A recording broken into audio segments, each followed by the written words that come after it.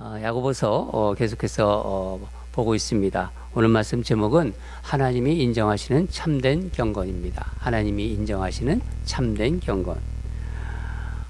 지난주 우리는 그 시험의 유익에 대해서 이렇게 살펴보았습니다. 세 가지 유익이 있다고 말씀드렸는데 아마 기억하실 거예요. 첫 번째는 시험 받을 때 내 믿음이 어떤 상태인지 알 수 있다고 그랬어요. 그렇죠? 예. 두 번째는 시험이 우리의 인내를 기르게 한다고 했습니다. 인내는 우리가 신앙생활에서 마지막까지 가는 데 있어서 가장 중요한 덕목이라고 말씀드렸죠. 예.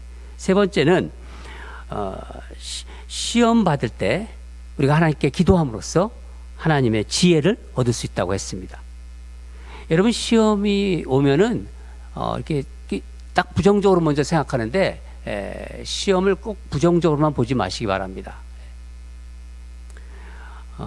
근데 일반적으로 시험을 받으면은 이렇게 좀 다른 사람들을 이렇게 좀 탓하는 경향이 있어요. 신학교 다닐 때 한 교수님이 하셨던 그 말이 생각이 나는데, 이분은 좀 학생들이 이렇게 말하는 걸 잘 듣는 그런 교수님이셨어요. 어떤 학생은 이제 수업 시간에 이제 좀 졸잖아요. 졸 때 졸음이 오니까 이러더라는 거예요. 사탄아 물러가라.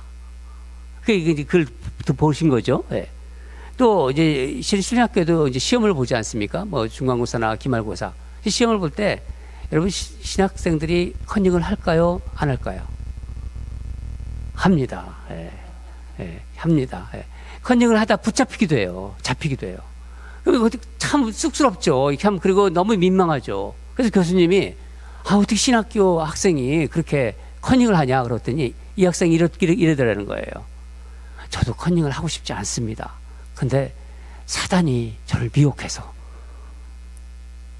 그런 얘기를 하더라는 거예요. 그러면서 이 교수님이 하는 말씀이 다 자기들이 잘못해놓고 나서 사탄의 탓으로 돌린다. 사탄이 얼마나 억울하겠느냐. 생각해봐라. 사탄이 원통에서 화병이 나서 죽겠다. 수업 시간에 그런 얘기를 하셔가지고 한바탕 이렇게 웃었던 그 기억이 납니다. 여러분, 아담과 하와가 뱀에게 미혹당해서 선악과를 먹었을 때 뱀이 선악과를 이렇게 따가지고 와서 하와에게 주었나요? 아니죠. 그러니까 뱀은 사탄을 이제 상징하는 건데, 뱀은 그냥 유혹만 했어요. 미혹만 한 거예요. 뭐라고 했죠? 너희가 선악과를 먹으면 하나님처럼 될 거야. 그런 말을 싹 집어넣어 준 거예요. 그 유혹을 받고 선악과를 먹은 것은 아담과 하와 자신들이었어요. 야고보 사도는 사람이 시험 받는 것은 자기 욕심 때문이라는 거예요. 14절을 보면은 오직 각 사람이 시험을 받는 것은 자기 욕심에 끌려 미혹됨이니. 사단은 우리 안에 있는 욕심을 자극해요. 그러니까 충동질하는 거예요. 우리 안에 있는 그 욕심을. 그러니까 욕심을 부리지 않으면은 사단 마귀도 우리를 미혹할 수는 없는 거예요. 그러니까 사단 마귀가 우리의 안에 있는 그 욕심을 자극해서 나중에는 어디로 끌고 간다고 그러죠? 오늘 본문을 보면은 15절을 보면은 욕심이 잉태한 즉 죄를 낳고 죄가 장성한 즉 사망을 낳느니라. 그러니까 욕심을 욕망이라고 할 수도 있어요. 이 욕망은 헬라어로 에피투미아라는 말인데, 이게 헬라어는 남성 명사, 여성 명사 이렇게 다 있어요. 성이 구분되어 있어요. 여성 명사예요. 이 에피투미아는. 이 에피투미아 욕망은 인간의 어떤 성적인 충동과 관련이 있는 말이에요. 욕망이 사람의 마음을 미혹해서 그를 그녀의 침상으로 끌어들입니다. 제가 그녀라고 했습니다. 이게 여성 명사니까. 그 결과 그녀, 그 욕망이죠. 욕심은 잉태해요. 잉태해서 뭐를 낳죠? 죄. 헬라어로 하마르티아예요. 이 하마르티아는 방향성을 가지고 있어요. 그러니까 죄가 들어오면은 죄가 목표를 이루려고 하는 거예요. 그 목표가 뭐죠?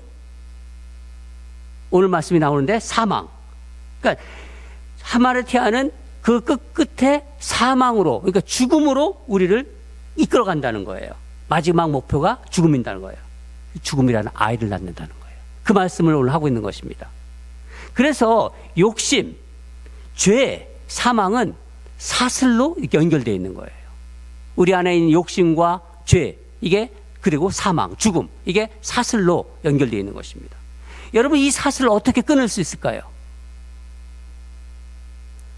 한번 예를 들어볼까요? 사무엘하 11장을 보면은 다윗 왕이 참 훌륭한 왕이었는데, 다윗 왕이 어느 날 좀 뭐 한가했는지, 그러니까 궁궐 옥상을 거닐다가 멀리서 이렇게 옷을 다 벗고, 옷을 벗는 거죠. 목욕하니까 목욕하는 밧세바를 보고 욕심이 발동해요.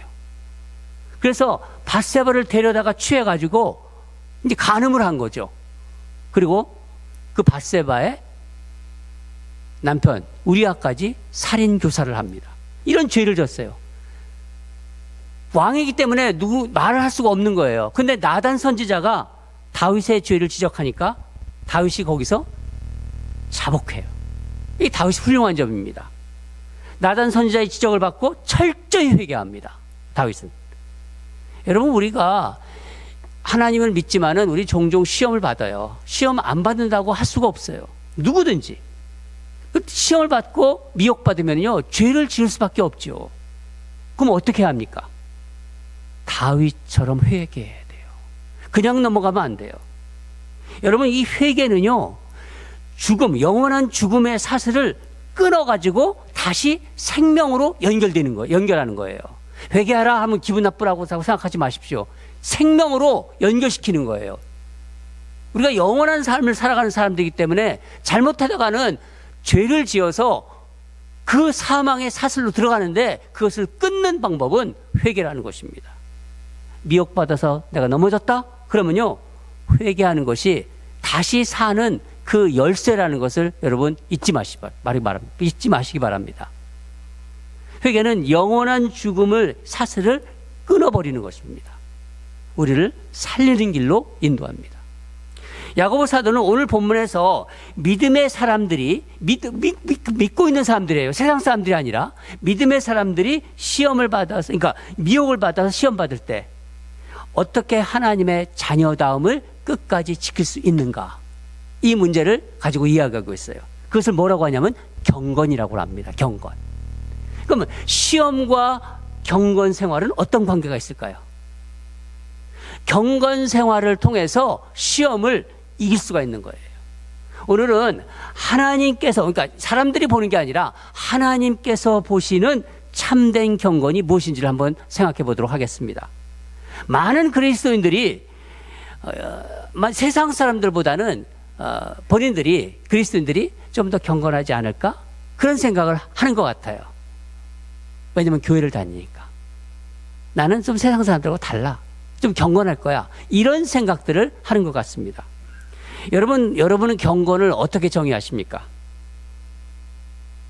경건이라는 것은 하나님의 거룩한 성품을 담는 것이에요. 하나님이 성품을 닮아가는 것입니다.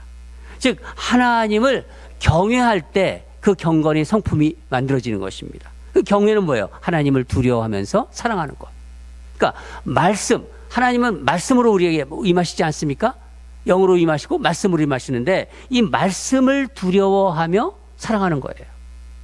야고보 사도는 오늘 앞에 본문 18절을 보면 하나님께서 자기의 뜻을 따라 진리의 말씀으로 우리를 낳으셨다 합니다.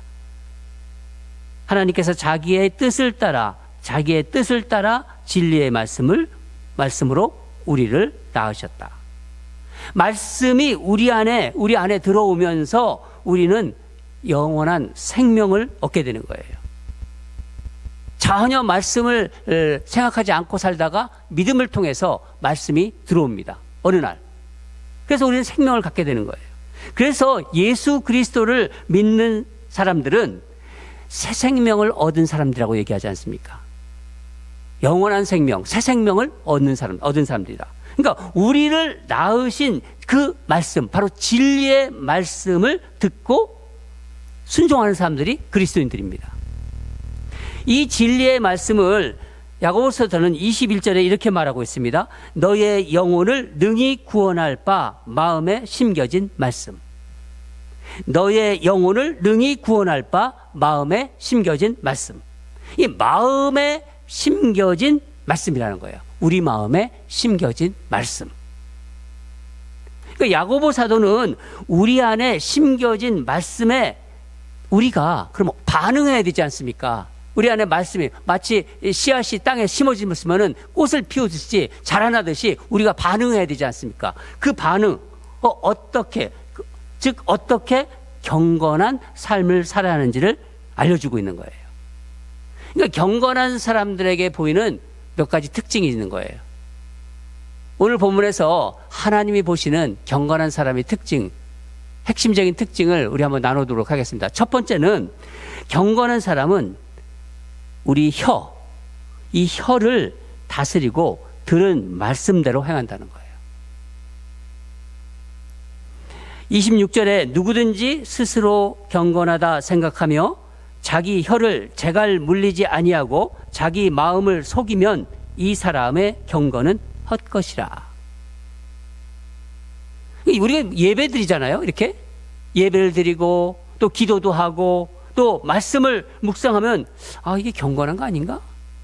맞습니다. 경건 생활이에요. 경건하다고 생각할 수도 모지만 만약에 그런 생활을 하면서도 내 입에서 나오는 말, 이 혀를 내가 다스리지 못한다면요, 그 사람의 경건은 뭐라고 합니까?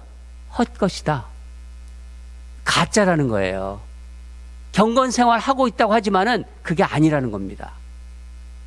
여기서 혀를 재갈 물리다 이런 말이 나오죠. 혀를 재갈 물리다. 이 재갈은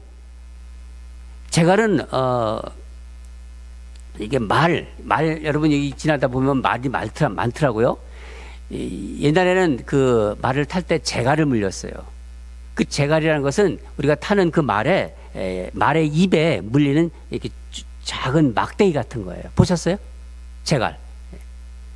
왜 말에 재갈을 물리나요? 말 탄 주인이 말을 잘 부리려고 그 재갈을 물리게 하는 거예요. 말을 탄 주인이 말을 잘 부리게 하기 위해서. 즉, 뭘 말씀하는 겁니까? 내 언어 생활이 하나님의 통제를 받고 있는가 생각해 보라는 거예요. 내가 말하지 않습니까? 사람들한테. 나의 언어가 하나님의 통제를, 하나님의 다스림을 받고 있는가, 그것을 생각해 보라는 거예요. 야고보 사도는. 여러분, 경건한 사람의 첫 번째 특징이 바로 그가 하는 말에서 드러나요. 말에서 나타난다는 것입니다. 사도 바울은 고린도전서 13장 11절에서 이렇게 말했습니다. 내가 어렸을 때 말하는 것이 어린아이와 같고 깨닫는 것이 어린아이와 같고 생각하는 것이 어린아이와 같다가 장성한 사람이 되어서는 어린아이의 일을 버렸노라. 전에는 어린아이 같았다는 거예요. 그러니까 어린아이의 일을 버렸다. 뭔가요? 즉 바울의 말하는 언어 생활이 달라졌다는 거예요.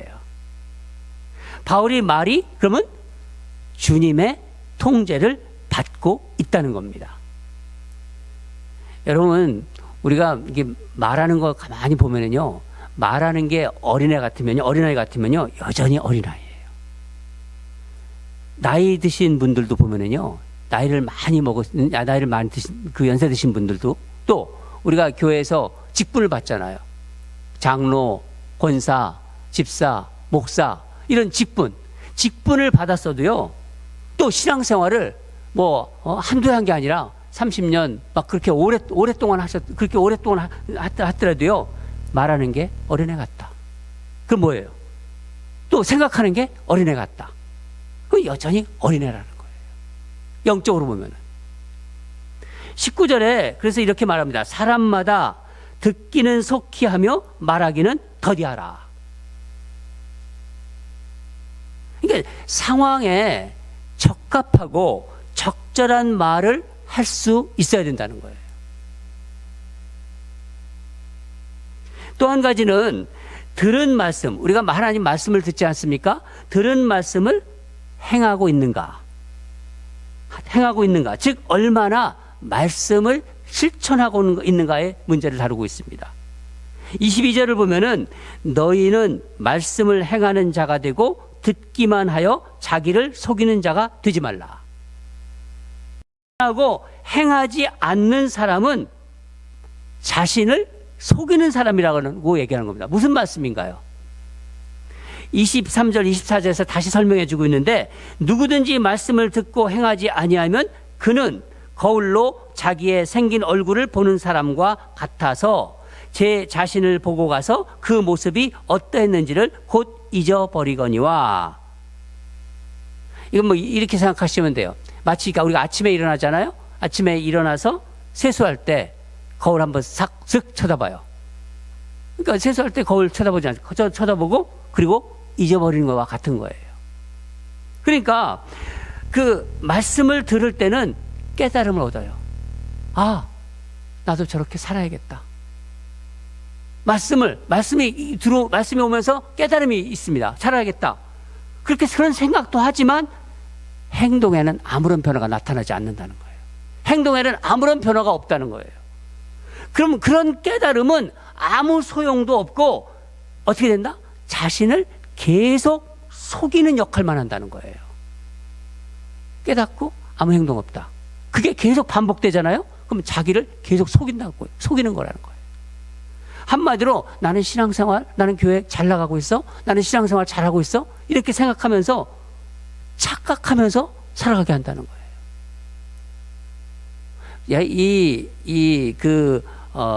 야고보가요, 아주 우리 생활의 실생활, 신앙생활이 아주 구체적인 것까지 짚고 있는 거예요. 그게 생활의 지혜입니다. 야고보서는. 여러분, 하나님 말씀을 요즘 얼마나 많이 들어요. 인터넷, 얼마든지 다 들을 수 있어요. 하나님 말씀을 많이 듣는데도 행하지 않는다. 듣기는 듣는데 행하지 않는다. 그러면은 점점 자기도 모르게 말씀대로 생활하고 있다는 착각 속에서 살아갈 수도 있다는 거예요.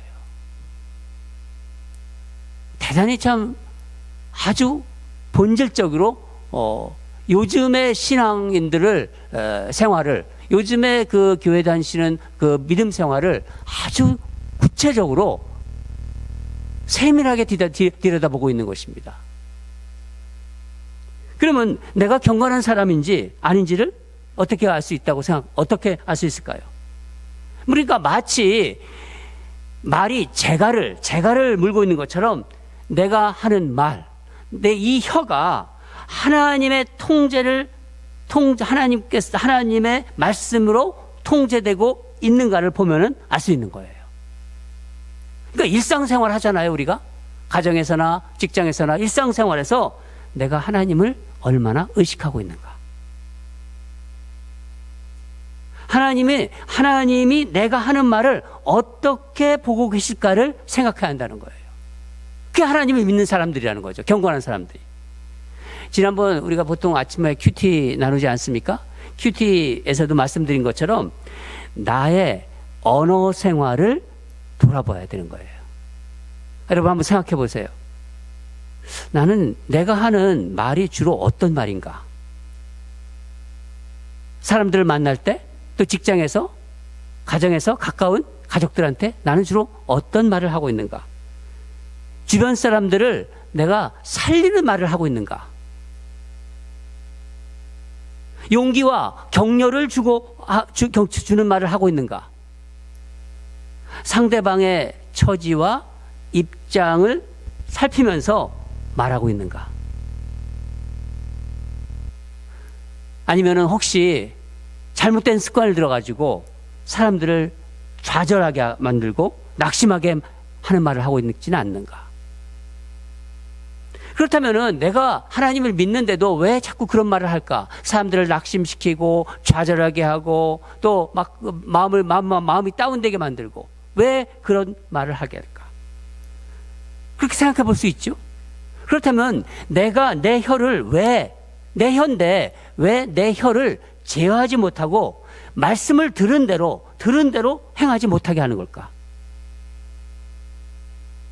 야고보 사도는 뭐라고 말합니까? 21절 모든 더러운 것과 넘치는 악을 내버리고 너의 영혼을 능히 구원할 바 마음에 심어진 말씀을 온유함으로 받으라.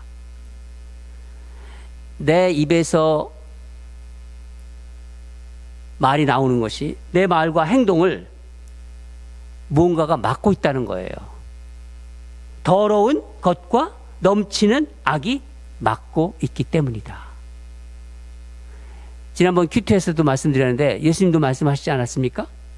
마가복음 7장을 보면은요, 사람 안에서 나오는 것이 사람을 더럽게 한다고 그랬어요. 밖에서 들어오는 게 아니라 이 사람 안에서 나오는 것이 사람을 더럽게 한다고 예수님께서 말씀하셨습니다. 그러니까 듣고 싶은 대로, 그러니까 보고 싶은 대로 보는 거예요. 예를 한번 들어보겠습니다. 민수기 13장을 보면은 이스라엘 백성들이 이제 광야 생활을 하지 않습니까? 광야를 지나서 이제 가나안까지 이제 목전까지 와요. 거기가 가데스 바냐라는 곳입니다. 이때 모세가 12명, 이스라엘 백성 중에서 12명을 이제 선발해서, 그러니까 뽑아서 정탐꾼으로 보내잖아요. 가나안에 들어가기 전에 먼저 정탐권. 근데 12명 모두가 가나안에 들어갔어요. 땅에 들어가서 가나안 땅을 똑같이, 사람들을 똑같이 가나안 거민들을 봤는데 갈렙과 여호수아는 그 눈앞에 보이는 가나안 거민들, 기골이 장대한 안악자손이라고 합니다. 이들을 보면서 거기에 놀라지 않고 뭐라고 말합니까? 그 장대한 안악자손을 보면서 저들은 우리의 밥이다. 그러잖아요. 그런데 나머지 10명은 뭐라고 합니까? 이 장대한 안악자손들을 보면서 우리는 죽었다. 막 절망하고 막 엉엉 울어요. 와가지고. 똑같은 사람들을 본 건데, 똑같은 그 환경을 경험했는데, 왜 그런 차이가 생기는 걸까요? 그들의 마음 안에 무엇이 있는가, 그것에 따라서 반응이 달라지는 거예요. 갈렙과 여호수아의 마음에는요, 심겨진 하나님의 말씀으로 가나안 땅을 보는 거예요. 하나님이 하나님의 말씀을 그 안에 심어줬잖아요.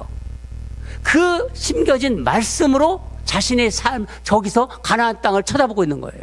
그러니까 아무리 기골이 장대한 안악자손이 있다 하더라도 하나님이 저 땅을 우리에게 주셨다는 게 그들에게 생각이 있는 거죠. 그 눈으로 보니까 저들은 우리 밥이다. 그렇게 나오는 거죠. 근데 10명은 자기들 눈에 보이는 대로, 자신의 생각대로 그냥 보는 거예요. 이 다른 거죠. 여러분, 경건한 사람은 늘 하나님의 말씀으로 자신을 비춰봐요. 그러니까 어디서나 주님을 보는 거예요. 어디서나. 일을 할 때도, 사람을 만날 때도 순간순간 주님을 생각해요. 그러니까 마음에 더러운 것이 올라올 때마다 말씀으로 씻어내는 거예요. 더럽고 악한 것이 보일 때마다 십자가에 못을 박은 거예요. 그런 것을. 그러니까 거짓이 없는 거죠. 거짓이 없죠. 말을 막 부풀리잖아요. 어떤 사람들 보면은 막 뻥을 튀어요. 뻥을. 말을 막 부풀리지도 않고 말을 그렇다고 막 줄여요. 또 어떤 거는 자기 생각으로 막 줄이는 거예요.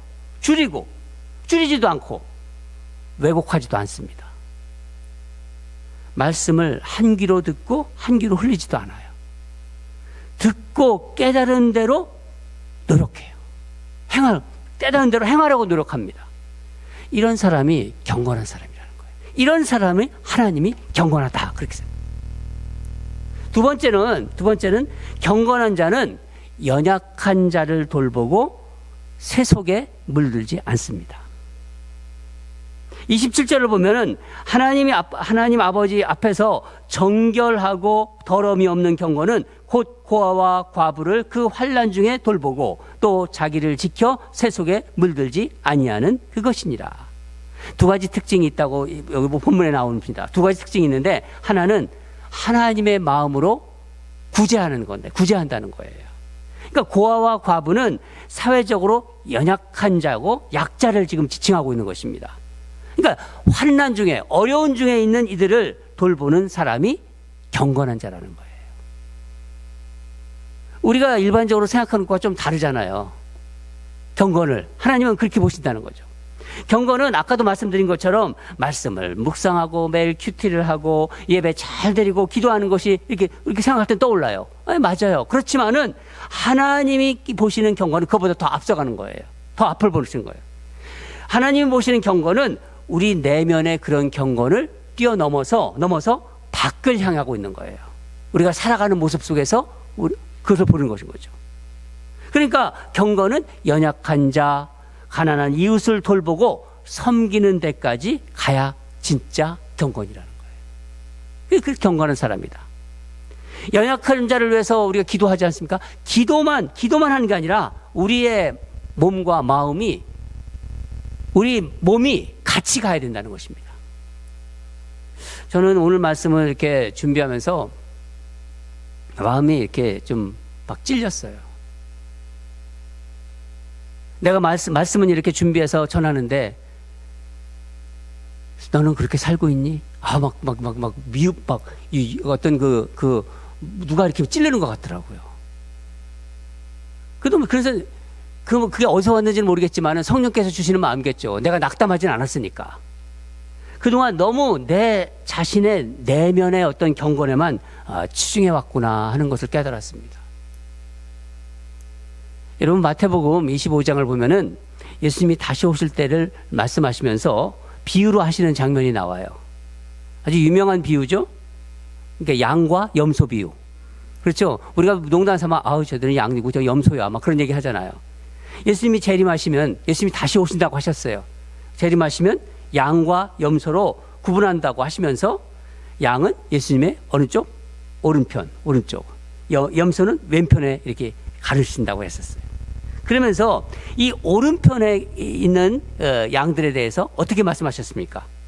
하나님 나라를 상속받을 양들이라고 말했어요. 그러면서 이런 말씀하셨습니다. 마태복음 25장 35절에서 36절을 보면은 내가 줄일 때 너희가 먹을 것을 주었고 목마를 때 마시게 하였고 나그네 되었을 때 영접하였고 헐벗었을 때 옷을 입혔고 병들었을 때 돌보았고 옥에 갇혔을 때 와서 보았느니라. 그러니까 이렇게 양들한테 얘기하니까 양들이 어리둥절하는 거예요. 우리가 어느 때 그렇게 했습니까? 그렇게 묻잖아요. 그러니까 예수님께서 다시 마태복음 25장 40절에 예수님이 대답하십니다. 내가 진실로 너희에게 이르노니 너희가 여기 내 형제 중에 지극히 작은 자에게 한 것이 나에게 한 것이니라. 여러분, 여기 이 지극히 작은 자가 바로 오늘 본문에서 얘기하는 바로 사회적인 연약한 자, 공동체 내에서 연약한 자, 힘이 없는 자, 어떻게 보면 가난한 자, 이런 자들이에요. 그러니까 진짜 경건은 경건의 그 모양을 넘어서 경건의 능력이 드러난다는 것을 말씀하고 있는 거예요. 그러니까 연약한 이웃을 우리가 돌보고 섬기는 것이 바로 주님을 섬기는 것이라고 예수님이 직접 말씀해 주셨어요. 또 하나의 특징이 오늘 본문에 나오는데 새 속에 물들지 않는 것입니다. 새 속에 27절 또 자기를 지켜 새 속에 물들지 아니하는 그것이니라. 그렇죠? 이 땅에 살지만은 하나님의 백성으로 살아가는 사람이라는 거예요. 잠시 동안 이 땅에 살지만은 하나님의 백성이 이 땅에 사는 거예요. 그러니까 세상에 살지만 세상에 물들지 않는 사람들이에요. 얼마나 힘들어요. 그렇지만은 절대로 물들지 않는다는 거예요. 그러니까 세상의 가치관이라는 거 있잖아요. 우리가 생각하는 가치관은 세상 가치관과 다르거든요. 이 세상 가치관에 영향을 받지 않는 사람들이라는 겁니다. 여러분, 우리는 오늘 말씀을 보면서 내가 교회에서 예배도 드리고 교회에서 봉사도 하고 또 사회에 나가서 예수 믿는 사람들하고 사는 거 그렇게 생각하지만은 항상 오늘 말씀을 보면서 나는 하나님 나라에 속한 사람이라는 자녀라는 것을 언제 어디서든지 잊지 마시기 바랍니다. 그런 마음과 태도가 내 안에 있을 때 이 타락한 세상의 문화와 풍습을 그 풍습에 물들지 않습니다. 그런 곳에 가서도 그 태도와 그 마음을 우리가 가지고 있다면요, 절대로 물들지 않습니다. 그래서 우리는 세상에서 구별된 자라고 했잖아요. 예수님께서 너희는 구별된 자다. 그래서 구별된 자입니다. 구별된 자로 어디에 가든 어디에 있든 짠맛을 낸다고 그랬어요. 그러니까 밟히는 자들이 아니라 짠맛을 내는 소금 같은 자로, 어두운 곳이다 그러면 어두운 곳에서 밝은 빛을 내는 경건한 사람으로 살아갈 수 있는 거예요. 사랑하는 여러분, 인생을 우리가 살아가다 보면은요, 유혹을 받아서 시험에 빠지는 경우가 많습니다. 뭐 예수를 믿는 사람들도 아니라고 말할 수 없습니다. 특히 유혹, 이 미혹은요, 내 욕심 때문에 생기는 거예요. 내 욕심. 그러니까 경건의 능력으로 물리치시기 바랍니다. 그러니까 내 혀를 하나님께서 통제하시도록 맡기는 거예요. 재갈을 물린다고 그랬잖아요. 말씀으로 나의 입을 재갈을 물린다. 그렇게 생각하시기 바랍니다. 그러니까 하나님께서 우리가 아침마다 묵상하고 또 수요일에 말씀도 같이 나누고 그렇지 않습니까?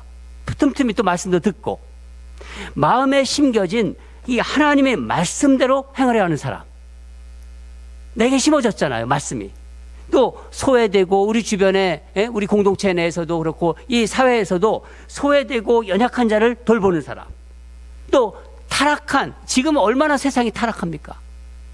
타락하고 있어요. 이 타락한 세상에서 세상적 가치에 물들지 않는 사람, 바로 이 사람이 하나님께서 인정하시는 경건한 사람이라는 거예요. 하나님이 어떻게 생각하시겠어요? 하나님이 그런 사람들을 보면서 너 참 경건한 자로구나, 경건한 나의 자녀로구나 하는 그런 마음의 음성을 주실 것입니다.